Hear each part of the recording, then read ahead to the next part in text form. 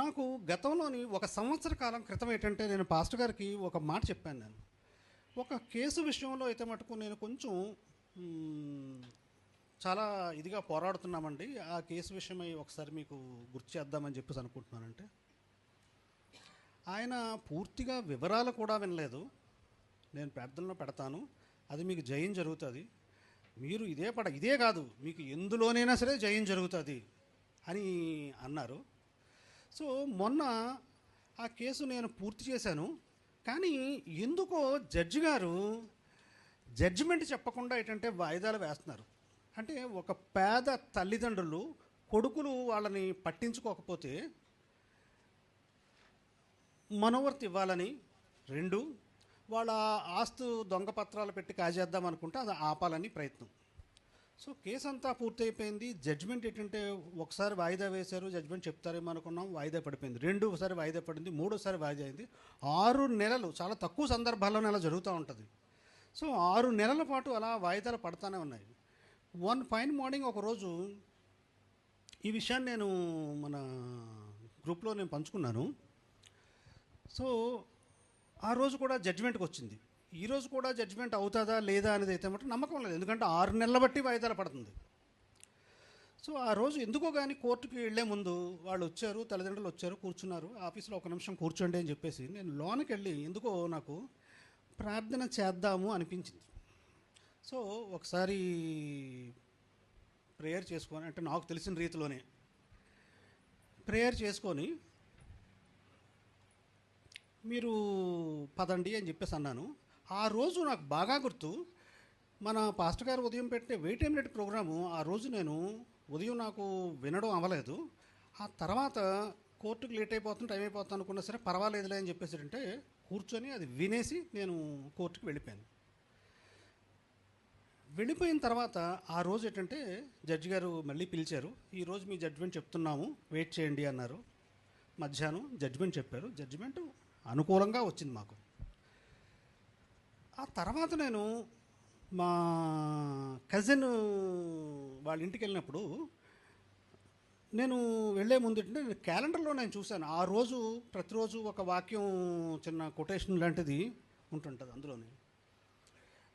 ఆ రోజు నేను చూశాను జడ్జిమెంట్ వచ్చిన రోజుని, భయపడకము నీ ప్రార్థన ఆలకించబడినది అని. నేను చాలా సర్ప్రైజ్ అయ్యాను. ఈరోజు నేను అంటే ప్రత్యేకించి ప్రార్థన చేయడం అనేది ఏంటంటే చాలా తక్కువ సందర్భాల్లోనే చేస్తుంటాను. ఓకే, దేవుడు నా ప్రార్థన విన్నట్టున్నాడు.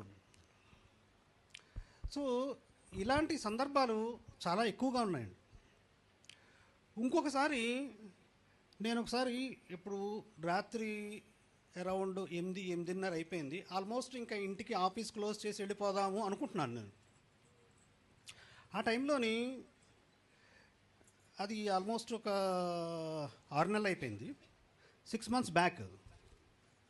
నేను చూసినప్పుడు క్యాలెండర్లోను మళ్ళీ రెండోసారి నేను అప్పుడు కూడా చూశాను. నేను చూస్తే ఆ రోజు వాక్యం ఏంటి అన్నది చూశాను. చూస్తే జనముల ఐశ్వర్యము నీ వద్దకు వచ్చును అని ఉన్నది. ఐశ్వర్యం అంటే ఏదో డబ్బులు వస్తాయేమో అనుకున్నాను. కానీ 8:30 అయిపోయింది, ఇంకో అరగంటలో ఇంటికి వెళ్ళిపోతున్నాను. ఇంక ఇప్పుడేం వస్తాయిలే, అలా క్యాలెండర్లో అప్పుడప్పుడు రాస్తుంటారు, అన్నీ జరిగిపోతాయా ఇటీ అంటే జరగాలని మనం కోరుకోం. కానీ ఎందుకో నేను చాలా తక్కువ సందర్భాల్లోనే చూడడం జరుగుతుంది. చూసినప్పుడల్లా ఏంటంటే ఒక ప్రత్యేకించి కనబడతా ఉంటుందంటే. సో 8:30 అయిపోయింది, ఆల్మోస్ట్ ఇంకో అరగంటలో నేను బయలుదేరిపోతున్నాను. చూసి 8:30 అయిపోయింది, ఇంకేమో ఐశ్వర్యం ఏంటి అనుకున్నాను, బయలుదేరిపోదాం అనుకున్నాను. కరెక్ట్గా ఇంకో 10 నిమిషాల్లో బయలుదేరుతానుగా 8:45కి మన డాక్టర్ గారు ఫోన్ చేశారు. ఫోన్ చేసి, డ్రైవర్ గారు ఆఫీస్లో ఉన్నారా? ఉన్నానండి, వస్తున్నానండి. ఇదేమిటి ఇప్పుడు వస్తా అన్నారు అనుకున్నాను. వచ్చారు. వచ్చి అంటే విషయం ఏమి కేసుల గురించి కానీ ఇంకేం మాట్లాడలేదు. ఒక ₹1,00,000 క్యాష్, ఈజెంట్ ఇట్, ₹1,00,000 క్యాష్ అలా టేబుల్ పెట్టేసి ఆవిడ వెళ్ళిపోయారు. I was so surprised. అది ఏంటిది అని అనుకున్నాను. సో ఇదొకటే కాదండి, ఇలాంటి సందర్భాలు నాకు చాలా తటస్థిస్తూనే ఉన్నాయి. రీసెంట్గా ఒక లాస్ట్ మంత్ నా స్నేహితుడిది ఒకటి రాజమండ్రిలో ఒక కేసు ఉంది. ఆ కేసు నేను చేయట్లేదు, వాడు వేరే అడ్వకేట్ చేస్తున్నారు. అది ఆర్గ్యుమెంట్స్కి ఏదో ఉంది అని చెప్పేసి అన్నాడు. కానీ సడన్గా ఏంటంటే 3 గంటల టైంలో ఫోన్ చేసి ఈరోజు జడ్జిమెంట్ ఉందట, జడ్జిమెంట్ చెప్పేస్తానంటున్నారు అన్నయ్య, నాకేం అర్థం కావట్లేదు అన్నాడు. అదేంట్రా ఆర్గ్యుమెంట్స్గా ఉన్నది జడ్జిమెంట్ చెప్పేయడం ఏంటి అనుకున్నాను. బట్ ఎనీహౌ ఒకసారి నువ్వు కొంచెం ఏం చేయాలో అర్థం కావట్లేదు అన్నారు. ఏం చేయాలో అర్థం కానప్పుడు మనం ఏంటంటే మన చేతుల్లో లేనప్పుడే మన చేతుల్లో ఉన్నది ఏంటంటే మనం ప్రయత్నం చేయడానికి ట్రై చేస్తుంటాం. కానీ మనకి ఏమీ చేత కాదు, తెలియదు అనుకున్నప్పుడు మనకు తెలిసింది ఒకటే, దేవుడికి మొరపెట్టుకోవడం. సో వెంటనే ఒరే నువ్వు కంగారు పడకు, దేవుడికి ప్రార్థన చేసుకుందామని మనకు వెంటనే గుర్తొచ్చేది. నాకైతే మటుకు మన పాస్టర్ గారే గుర్తొస్తారు. పాస్టర్ గారు ఏమో అమెరికా అయిపోయారు, అమెరికాలో ఉన్నారు. ఉంటే మటుకు డెఫినెట్గా ఏంటంటే ఆయనకి ఫోన్ చేసి ప్రార్థన చేయమని అడిగే సందర్భాలు నాకు చాలా తక్కువ ఉంటాయి. నాకు చాలా ఎంతో అత్యవసరం అయితే తప్ప నేను ఆయనకి చెయ్యను. కానీ ఆయనకి చేద్దామా అనుకున్నాను, కానీ ఆయన అమెరికాలో ఉన్నారు. పాస్టర్ గారు లేరు కదా, సో చూద్దామని చెప్పేసి నేను పాస్టర్ గారిని నేను దృష్టిలో పెట్టుకున్నాను. పాస్టర్ గారు మీరు అమెరికాలో ఉన్నారు, కానీ నా కోసం మీరు దేవుడి తరపుని దేవుడికి ఏంటంటే రిక్వెస్ట్ చేయండి. ఎందుకంటే ఈరోజు ఏదో కంగారు పడుతున్నాడు తమ్ముడు, దాన్ని సవ్యంగా జరిగేలాగా చూడండి అని చెప్పేసి నేను. సో సాయంకాలం మళ్ళీ ఫోన్ చేశాడు, జడ్జిమెంట్ వాయిదా పడింది అన్నారు. ఒరే జడ్జిమెంట్ వాయిదా పడింది కానీ ఈ కేసు గురించి ఇంకా నువ్వు కంగారు పడకు. ఎందుకంటే నాకెందుకు అనిపించింది మన ప్రార్థన ఏంటంటే దేవుడు ఆలకించాడు, ఈ కేసులో నువ్వు 100% నువ్వు బయటపడతావు అని నేను చెప్పాను. ఎలా చెప్తున్నావు అని అన్నాడు. నాకు రీజన్స్ నాకు తెలీదు, అనిపించింది నేను చెప్పాను అంతే.